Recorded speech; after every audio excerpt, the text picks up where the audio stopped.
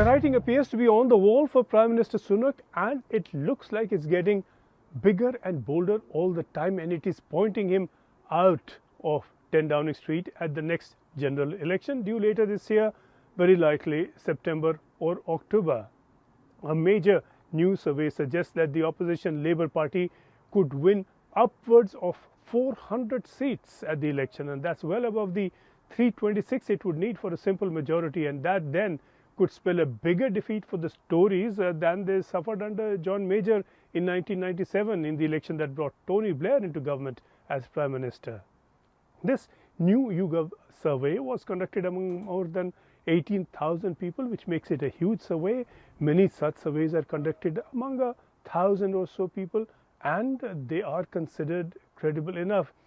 This now comes after yet another survey over the weekend earlier, pointing much the same way to a crushing defeat for the Conservatives under Rishi Sunak. This suggests that the Conservatives could lose now as many as 200 seats at the election and Labour gain about as many.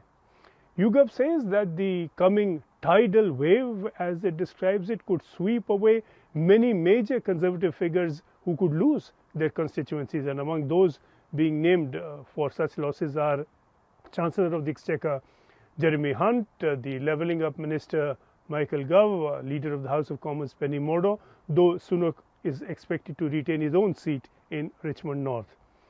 Worse could follow for Rishi Sunak in the weeks ahead.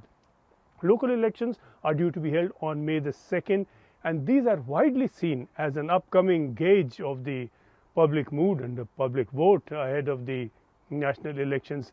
And if the Conservatives were to get wiped out in that local election, as they are widely expected to, it could then open the doors wide for a leadership challenge to Sunak.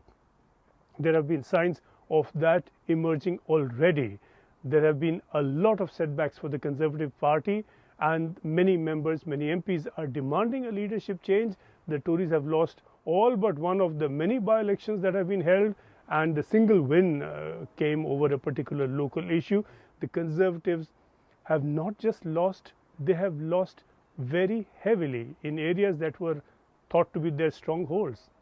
This has now become a red signal for a lot of MPs that they want a new leader rather than get wiped out under Sunak.